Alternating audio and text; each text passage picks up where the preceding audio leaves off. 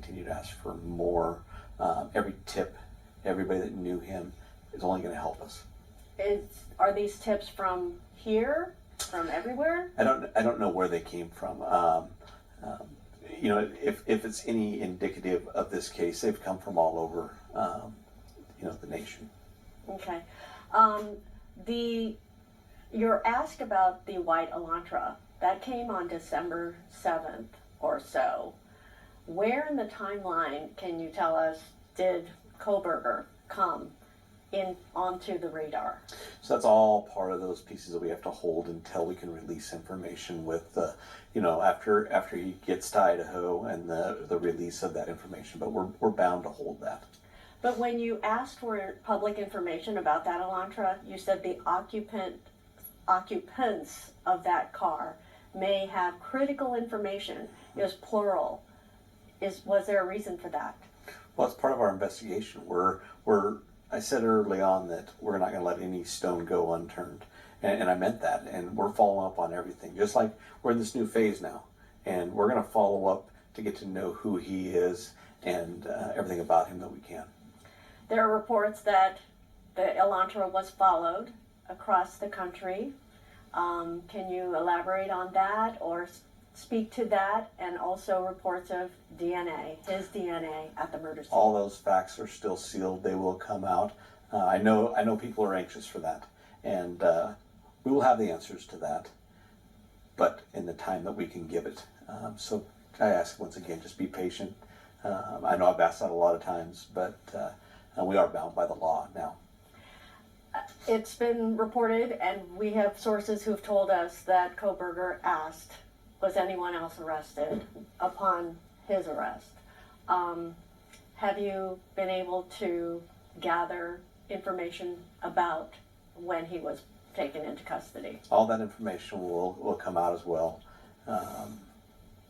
It's part of that investigation. It's part of that next step. So. Okay. The car, the white Elantra, 2015, is it the car? And is the search over now for any more white Elantras? We believe it is the car. Okay. Is it in Pennsylvania then? Yes. Okay. And is it done being processed? I don't know if it's done, but it will be processed. Okay. As you know, I was over at Wazoo yesterday at Kohberger's apartment as the search warrant was being executed. A lot of evidence coming out of there. Can you talk about, what might be valuable? I think every piece is valuable. And I don't even know what was collected at this point in time. And that's part of that further investigation that we're going to hold. But I know that the search warrant was served there. We know that the murder weapon has not been found. Is there suspicion that it could have been there? We don't know. Like I said, we're collecting everything. We're doing our due diligence, and that's why we get these search warrants, so that everything is secured in the court, through the court system, and that we have the right to be where we're at.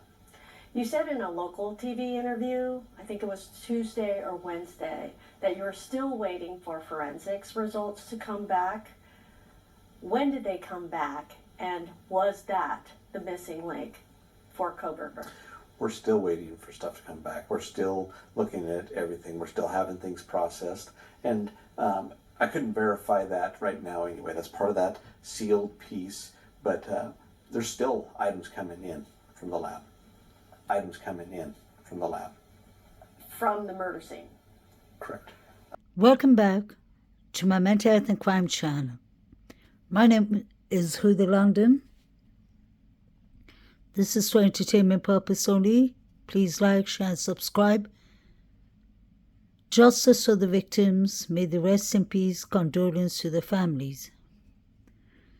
This was in the beginning of the case when Brian Christopher Kohberger got arrested, I think 49 days later, after the quadruple murders that happened on the 13th of November. The chief said that they were still waiting for results when Brian Christopher Kohberger was arrested. So I wonder what evidence did they have to have arrested Brian Koberger if there wasn't any forensic evidence results yet. The evidence was still being processed. So was it just through the tips that the FBI got that they arrested Brian Christopher Koberger? Was that enough tips? Just a question. And why did the chief and his team let the families have some of the stuff from the victim's home? It was still part of evidence. Everything should have been left the way it was found. It was a crime scene, an active crime scene.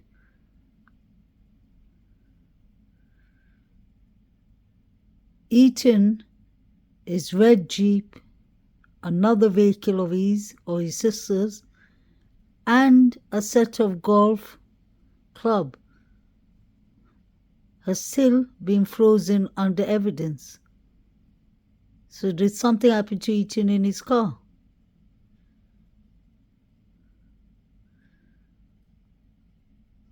The crime was supposed to have happened between 3 to 4 a.m. in the beginning. And Dylan was sleeping in the first floor. But later on, it was said that she saw Brian Christopher Koberger. That doesn't make sense at all. Called 911. We're learning that the caller was not, repeat, not either of the two roommates who live in the house and apparently slept through the massacre. So the mystery is, who did make that 911 call to police, and how did that person make the gruesome discovery? County Prosecutor Thompson. It's an essential part of the case. Whoever discovered the scene first, whoever initiated the contact with law enforcement is all part of understanding what occurred and the timeline of what occurred. He told me the two roommates may have critical information. The investigators are already talking to them and trying to get from them everything they can possibly remember about what they may have seen, what they may have heard, what their activities were, what they know about the activities of their housemates. A new wrinkle, former LAPD detective Mark Furman, yes, that Mark Furman from the O.J. Simpson trial, now lives in Idaho and is claiming that victim Kaylee Gonsalves had a stalker. I talked to one student, and I agree with this. It was twice removed from the person that said it, Kaylee. But Kaylee 2 months ago complained about a stalker. Only when I am alone. This social media video shows all 5 women in the kitchen of the house they shared. We're learning that the killer, for some reason, bypassed the rooms where the 2 young survivors were sleeping. Their story was they heard partying, they heard noise, but they just, as usual, said, there's partying going on, they locked the door. Another mystery, where was Kaylee's dog the night of the killings? Why didn't his barking wake everyone up? Autopsies on the 4 students found each had multiple stab wounds. Some had defensive wounds, showing they fought with the attacker. And there was no sexual assault. County Coroner Kathy Mabbutt is describing the murders as personal. Were they found in beds? Yes. There were multiple stab wounds. The fatal ones were to the chest area or the upper body area. The father of Xana Kernodle says her wounds show she fought for her life. Bruises and just, maybe hurt by the knife or whatever. She's a tough kid. Whatever she wanted to do, she could do it. And we're learning that another victim, Madison Mogan, had planned to spend Thanksgiving with the family of her boyfriend, Jake Schreiger. His mother says his world has been turned upside down. There's growing anger over the progress of the investigation in Moscow, Idaho. Madison Mogan's aunt says the lack of information, statements from left field, and lack of outreach to the public to gain information has made this even more painful.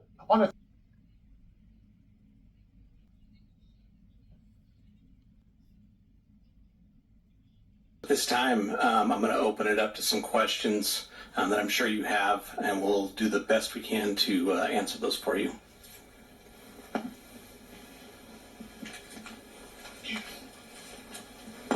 Hello, Chief Ray. Hello. Thank you for having us. I'm Amanda Rowley with Creme 2 News. You mentioned that there's an indication that it's an isolated, targeted incident, and there is an individual somewhere.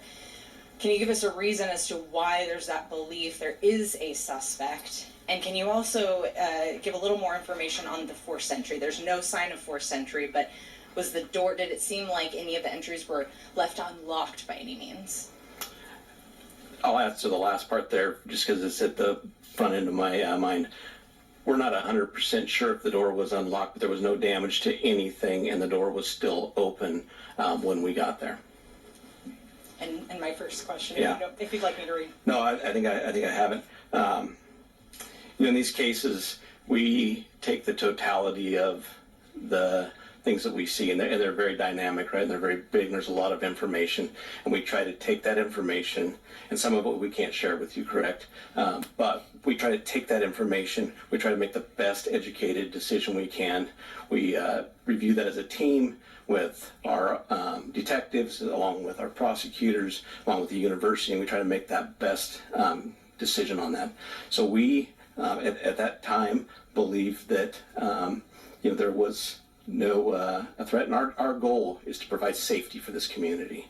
That's why we're bringing in the resources we're bringing. We want a close to this, and we want to do everything we can to let the people in our community know that we care.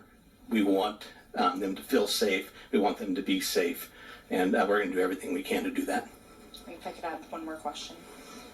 You asked for videos or anything from the community to help put together that timeline. We obtained a copy of Twitch video, and family members of the Gonsalves family were able to identify Maddie and Kaylee in those videos at a food truck ordering food. Is the police department, our investigators, aware of that video, and has it helped put together that timeline? We are aware of that video, and it has helped. It gives us a time and space where we know that two of our victims were, and that helps us a ton, and we'll continue to follow up all leads that we can and continue to gather those. Any indication of a party at the home that night? This will be the last one, okay, I understand. Not that we know of, not at the home.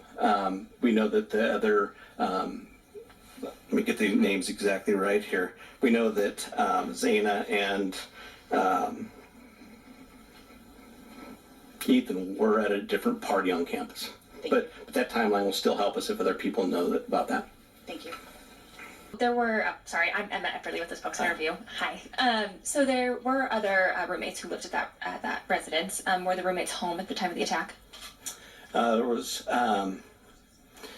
other people home at that time, but we're not just focusing just on them. We're focusing on everybody that may be coming and going from that residence.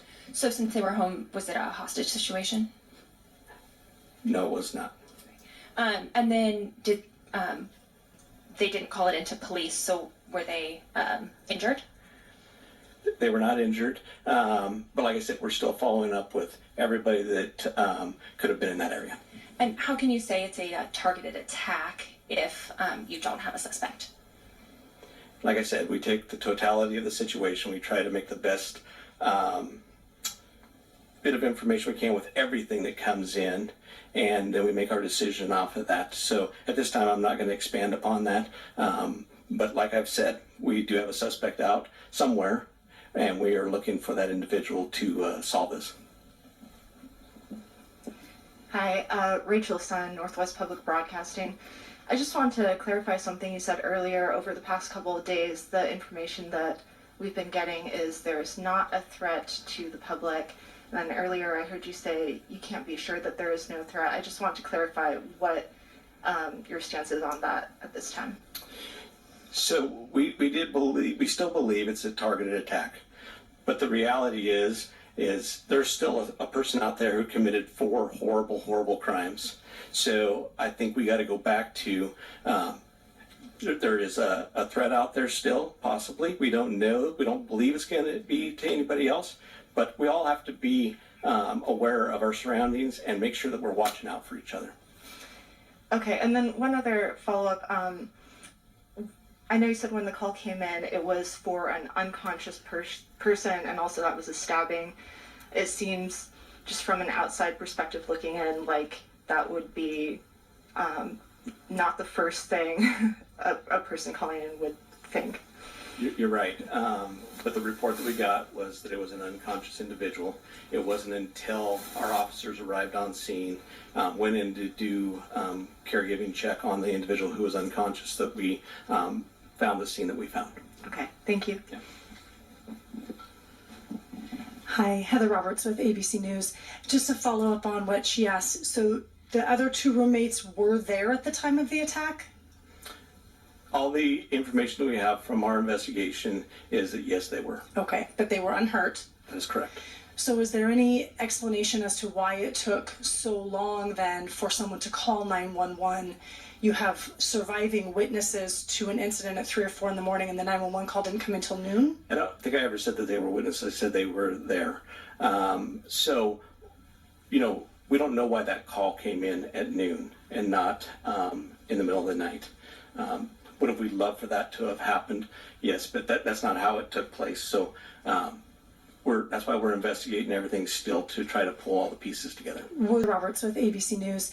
Just to follow up on what she asked, so the other two roommates were there at the time of the attack? All the information that we have from our investigation is that yes, they were. Okay, but they were unhurt? That is correct. So is there any explanation as to why it took so long then for someone to call 911? You have surviving witnesses to an incident at 3 or 4 in the morning, and the 911 call didn't come until noon? I don't think I ever said that they were witnesses. I said they were there. So we heard clearly the chief said that they weren't surviving witness, the surviving roommates. He said they were just there. We were told that Dylan was sleeping in the first floor. When did she move to the second floor and witness and see Brian Christopher Koberger? That doesn't make sense at all.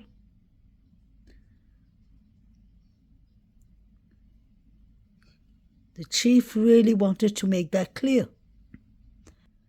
Was Dylan and Bethany Funk really at home that night? We've heard that they were texting each other, but they could have been texting each other. One could have been home and one could have been outside.